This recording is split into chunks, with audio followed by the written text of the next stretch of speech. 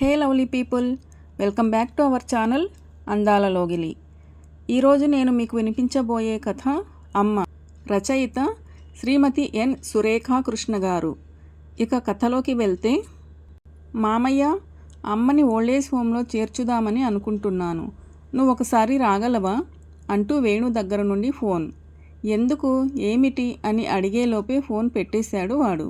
ఇప్పుడు రేవతిని వృద్ధాశ్రమంలో చేర్చాల్సిన అవసరం ఏమొచ్చింది వాడికి అని ఆలోచనలో పడ్డాను. గతం గుర్తుకొచ్చింది. వేణు తల్లి లక్ష్మి నాకు తోబుట్టిన అక్క. బావ ప్రసాదరావు చాలా మంచివాడు. మా అమ్మా నాన్నలు పల్లెటూళ్ళలో ఉండడం వల్ల నేను అక్క వాళ్ళ ఇంట్లో ఉండి చదువుకునేవాడిని.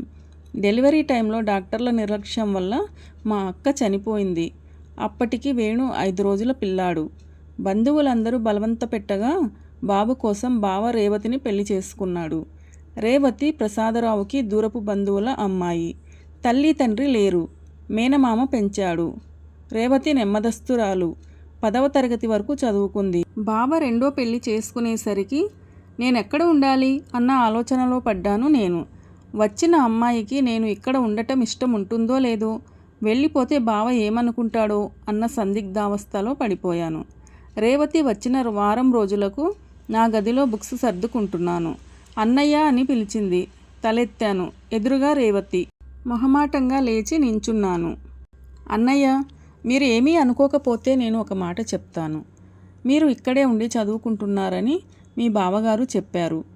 నేను వచ్చినందువల్ల మీరు ఇబ్బందిగా ఫీల్ అవుతున్నారని, వేరేగా వెళ్ళిపోవాలని అనుకుంటున్నారని కూడా చెప్పారు. అన్నయ్య, మీరు వెళ్ళిపోవద్దు. నేను కూడా మీ చెల్లెలినే. మీ చదువు అయిపోయే వరకు మీరు ఇక్కడే ఉండాలి.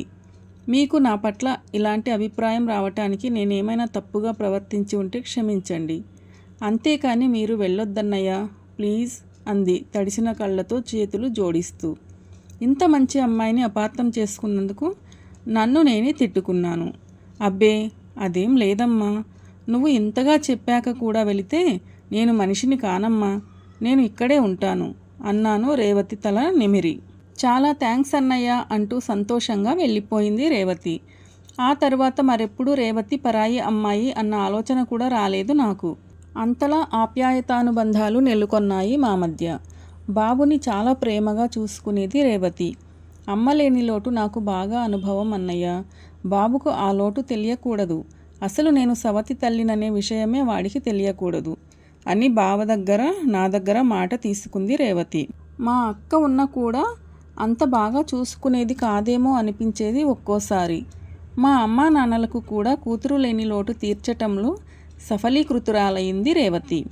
ఇంటికి వచ్చిన బంధువులందరితో కూడా రేవతి ఆప్యాయంగా మెలిగేది. ఇరుగు పొరుగు వారి దగ్గర, చుట్టాల దగ్గర కానీ రేవతి చాలా మంచి అమ్మాయి అని పేరు వచ్చింది. 2 ఏళ్ళు గడిచాయి. బాబు రేవతిని వదిలి క్షణం కూడా ఉండేవాడు కాదు. వాళ్ళ నాన్న కన్నా అమ్మ దగ్గరే మాలిమి ఎక్కువ వాడికి. నాకు చదువు అయిపోయి జాబ్ కూడా అనుకోకుండా అక్కడే దొరికింది.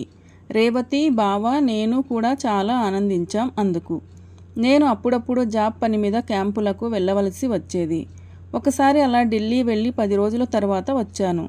అప్పటికి రేవతి హాస్పిటల్లో ఉంది. 2 ఏళ్లుగా చూస్తున్న ఏ రోజు కనీసం తలనొప్పి కూడా ఎరుగని రేవతిని హాస్పిటల్లో చేర్చేంత ఏమైందో తెలియలేదు. అడిగినా బావ చెప్పలేదు. ఏదో దాస్తున్నాడనిపించింది. రేవతికి సాయంగా ఉండటానికి అమ్మ వచ్చింది. అమ్మ 1 నెల ఉండి వెళ్ళింది. తనను బస్సు ఎక్కించి వచ్చి ఆఫీసుకు వెళ్ళిపోయాను. సాయంత్రం నేను ఆఫీసు నుండి వచ్చేసరికి రేవతి ఒక్కతే ఉంది. నేను ఫ్రెష్ అయి వచ్చేసరికి రేవతి కాఫీ ఇచ్చింది. సభ్యత కాదని అనిపించినా తనని అడగకుండా ఉండలేకపోయాను. రేవతి, నీకెప్పుడు కొద్దిపాటి నీరసం కూడా రాదు కదా. హాస్పిటల్లో చేరేంత పెద్ద అనారోగ్యం ఏం వచ్చింది? నీకు ఇష్టమైతేనే చెప్పమ్మా. బావని అడిగినా చెప్పలేదు. అందుకని నిన్ను అడుగుతున్నాను అన్నాను. 1 నిమిషం మౌనంగా ఉండి, తర్వాత ఇందులో దాచేదేముందన్నయ్యా. నాకు పిల్లలు పుడితే బాబుని ప్రేమంగా చూసుకోలేనేమోనని నా భయం. అందుకని పిల్లలు పుట్టకుండా ఆపరేషన్ చేయించుకుంటానని ఈయనతో చెప్పాను. మొదట ఆయన ఒప్పుకోలేదు. బలవంతం చేసి మరీ నేనే ఒప్పించాను. నాకు పిల్లలు లేకపోయినా పర్వాలేదు. వాణ్ణి ప్రేమగా పెంచుకుని ప్రయోజకుణ్ణి చేయగలిగితే చాలు అంది రేవతి. అప్పటి నుండి రేవతిపై ఉన్న అభిమానం రెట్టింపవటమే కాక తనపై గౌరవం కూడా కలిగింది నాకు. నా పెళ్ళయ్యాక నా భార్యకు కూడా రేవతితో మంచి సాన్నిహిత్యం ఏర్పడింది. రేవతి గురించి పూర్తిగా తెలుసుకున్నాక వారి స్నేహం ఇంకా గట్టిపడింది. పెళ్ళైన సంవత్సరానికి నాకు వైజాగ్ ట్రాన్స్ఫర్ అయింది. రేవతిని బావను విడిచి వెళ్ళాలంటే చాలా బాధ కలిగింది. అయినా విడిచి వెళ్ళక తప్పలేదు. వీలైనప్పుడల్లా గాయత్రి నేను వచ్చి వెళ్ళేవాళ్ళం. అలాంటి పరిస్థితుల్లో బావ యాక్సిడెంట్లో అకస్మాత్తుగా మరణించటం మా అందరికీ కోలుకోలేని దెబ్బ అయింది. రేవతిని చూసి కంటతడి పెట్టని వారు లేరు. బావ దినకర్మలు అన్నీ అయిపోయి బంధువులందరూ వెళ్ళిపోయాక కానీ నాకు రేవతితో ప్రశాంతంగా మాట్లాడటానికి కుదరలేదు. ఆమెకు ధైర్యం చెప్పి మళ్ళీ మామూలు మనిషిగా తిరగగలిగేలా చేయాల్సిన బాధ్యత నాదే. అందుకే రేవతిని పిలిచి, చూడమ్మా, నీకు జరిగిన అన్యాయం ఎవరూ తీర్చలేనిది. నువ్వు బాబు కోసమైనా ఈ బాధ నుండి బయటపడాలి అంటూ నాకు తోచిన అన్ని విధాలుగా రేవతిని ఓదార్చాను. 2 రోజుల తర్వాత నేను గాయత్రి వైజాగ్ వచ్చేశాము. అమ్మా నాన్నలను తనకు తోడుగా అక్కడే ఉండమన్నాను. నేను నెల రోజులకొకసారి వెళ్ళి వాళ్ళను చూసేవాణ్ణి. బాబును స్కూల్లో జాయిన్ చేశాము. వాణ్ణి స్కూలుకు పంపటం, లంచ్ తీసుకెళ్ళటం, స్కూల్ నుండి తేవటం, ఈ పనుల వలన రేవతికి నలుగురిలోకి రావటం కాస్త అలవాటై చిన్న చిన్నగా బావ పోయిన దుఃఖంలోంచి కోలుకోసాగింది. వేణు ఫస్ట్ క్లాస్కి వచ్చేసరికి మాకు 2 పిల్లలు పుట్టారు. ఉద్యోగంలో ప్రమోషన్ రావటంతో అక్కడ కూడా బాధ్యతలు ఎక్కువయ్యాయి. అయినా వీలు చూసుకొని గాయత్రి నేను రేవతిని చూసి వచ్చేవాళ్ళం. రేవతి కూడా ఊరికే ఉండకుండా టైలరింగ్ చేసేది, నేర్పేది. నీకెందుకమ్మా ఈ శ్రమ, ఆస్తు ఉంది కదా అంటే నాకు బోరు కొట్టకుండా ఉంటుంది కదా అన్నయ్య అనేది. తను అలా ఏదో ఒక వ్యాపకంలో ఉంటే తనకు మనస్సు ప్రశాంతంగా ఉంటుంది అనిపించి ఊరుకున్నాను. రేవతికి రాబడి బాగానే ఉండేది, పని కూడా ఎక్కువగానే ఉండేది. అంత బిజీలో కూడా రేవతి బాబుని క్షణం మర్చిపోయేది కాదు. వాడికి అన్నీ అమర్చి పెట్టేది. స్కూలుకు పంపాలన్నా తేవాలన్నా తను వెళ్ళాల్సిందే. నా సహకారం సలహాలు తీసుకుంటూ వేణుని ప్రేమగా పెంచి చదివించి మంచి ఉద్యోగస్తునిగా నిలబెట్టింది రేవతి. తల్లిని దేవతలా భావించేవాడు వేణు. తనతో పాటు ఆఫీసులో పనిచేసే సరితను ఇష్టపడ్డాడు. అది తెలిసిన రేవతి నన్ను పిలిపించి సరిత వాళ్ళ అమ్మా నాన్నలతో మాట్లాడించి వాడికి సరితనిచ్చి పెళ్లి కూడా చేసింది. ఇప్పుడు వాళ్లకు ఒక బాబు కూడా. 3 నెలల క్రితం రేవతికి హార్ట్ ఆపరేషన్ అయ్యింది. అప్పుడు సరిత అత్తగారిని ఎంతో బాగా చూసుకుంది. ఇక వేణుకైతే తల్లంటే ప్రాణం. అంతా బాగానే ఉన్నారు. మరి ఇప్పుడు హఠాత్తుగా వేణు ఇలా ఫోన్ చేశాడేమిటో? కారణం ఏమై ఉంటుంది?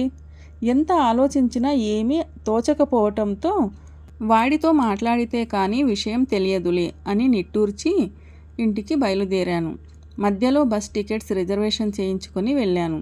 ఇంట్లోకి వెళ్తూనే, గాయత్రి త్వరగా బట్టలు సర్దు, హైదరాబాద్ వెళ్తున్నాం అన్నాను. ఏంటండి ఇంత సడన్గా ప్రయాణం? ఆశ్చర్యంగా అంది గాయత్రి. తలనొప్పిగా ఉంది, ముందు కాస్త కాఫీ ఇవ్వు, నీకు అన్నీ వివరంగా చెబుతాను అన్నాను. కాఫీ తెచ్చి ఇచ్చి కూర్చుంది గాయత్రి. చెప్పండి అంటూ. వేణు ఫోన్ చేసిన విషయం చెప్పి, వాడు వాళ్ళమ్మని ఎంతో ప్రేమగా చూసుకునేవాడు. ఇలా ఎందుకన్నాడో అర్థం కావటం లేదు. అది ఆలోచించే నాకు తలనొప్పి వచ్చింది. ఏది ఏమైనా మనం అక్కడికి వెళ్ళి వాడితో మాట్లాడితే కానీ అసలు విషయం తెలియదు.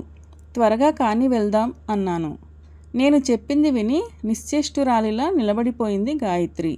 వెంటనే కోపంగా, అదేంటండి, ఆ అబ్బాయికి మతిగాని పోయింది ఏమిటి? రేవతి లాంటి తల్లి ఉంటుందా? అలాంటి ఆమెను హోంలో చేర్చుతానంటాడా? వెళ్ళి అదేంటో తేల్చుదాం. వాళ్ళకిష్టం లేకపోతే రేవతిని మనం తెచ్చుకుందాం అంది.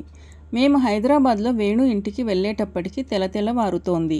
కాలింగ్ బెల్ కొట్టిన కాసేపటికి తలుపు తెరుచుకుంది. తలుపు తెరిచిన రేవతి ముఖంలో ఆనందంతో పాటు ఆశ్చర్యం. ఏంటన్నయ్యా ఈ అనుకోని రాక అంటూ ఇంట్లోకి దారి తీసింది. రేవతి ముఖం చూస్తే ఈ విషయం తెలిసినట్లు లేదు. రేవతి కాఫీలు తెచ్చింది. అంతలో వేణు సరిత కూడా లేచి వచ్చారు. పలకరింపులు అయిపోయాక స్నానాలు టిఫిన్లు ముగించుకుని వేణు నేను బయటకు వెళ్ళొస్తామని చెప్పి బయలుదేరాం. కొంచెం దూరం వెళ్ళి చిన్న పార్కులో కూర్చున్నాం. ఇప్పుడు చెప్పరా వేణు, ఎందుకు మీ అమ్మను ఓల్డేజ్ హోమ్లో చేర్చాలని అనుకుంటున్నావు అన్నాను. వాడు ఒక్క నిమిషం ఆగి, సరిత మళ్ళీ జాబ్లో చేరుతానని అంటోంది మావయ్య. ఇల్లు కొన్నప్పుడు మొన్న అమ్మకు ఆపరేషన్ అప్పుడు కొంత అప్పు అయింది కదా. పైగా ఈ సిటీలో కాస్త సుఖంగా బతకాలంటే ఇద్దరి సంపాదన లేకపోతే కుదరదు కదా. బాబుని అంటే డే కేర్లో చేర్చవచ్చు, కానీ అమ్మకు ఆరోగ్యం సరిగా ఉండటం లేదు కదా. పైగా ఆపరేషన్ అయి ఉండటం వల్ల తనను ఒక్కదాన్ని ఇంట్లో వదిలి వెళ్ళాలన్న భయమే. అందుకని సరిత అమ్మను హోంలో జాయిన్ చేయాలని పట్టుపడుతోంది. నాకు అమ్మని వదిలి ఉండటం ఇష్టం లేదు. ఏం చేయాలో పాలుపోక మీకు ఫోన్ చేశాను.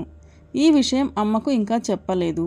ముందు మీతో మాట్లాడి తర్వాతే అమ్మతో మాట్లాడాలి అనుకున్నాను అన్నాడు వేణు.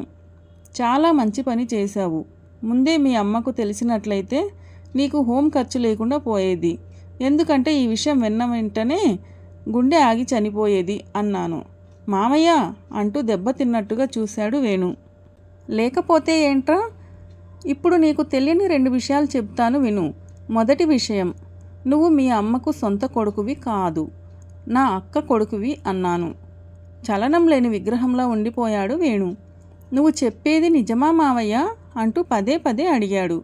అవును, మీ అమ్మ మీ నాన్నకు మొదటి భార్య.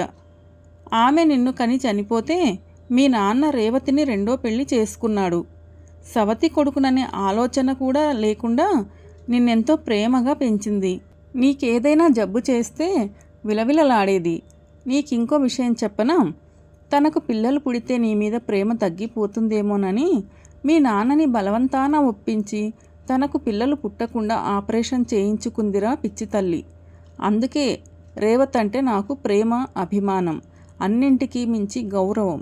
తల్లి తండ్రి లేని నిన్ను ఇంత ప్రేమగా పెంచి చదివించి ఇంతటి వాడిని చేసినందుకు ఇలా కృతజ్ఞత చూపుతావనుకోలేదు.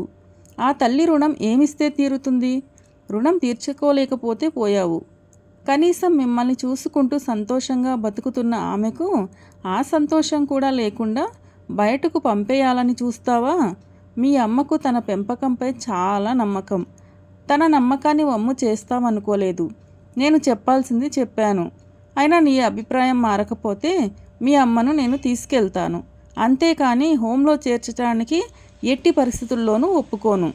ఆలోచించుకో అంటూ కోపంగా కదలబోయాను. వేణు చేతులు నన్ను ఆపేశాయి.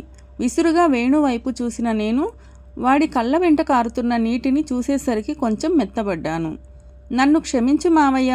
సరిత అమ్మను ఓల్డేజ్ హోంలో చేర్చుదామని చెప్పినప్పటి నుండి నా మనసులో లేదు. మీరైతే నాకు సరైన సలహా ఇస్తారని మీకు ఫోన్ చేశాను. ఇప్పుడు మీరు చెప్పిన విషయాలు విని కూడా నేను ఒక అభిప్రాయానికి రాకపోతే నేను మనిషిగా బతకటానికి కూడా పనికిరాను. ఏదేమైనా సరితను ఉద్యోగానికి పంపను.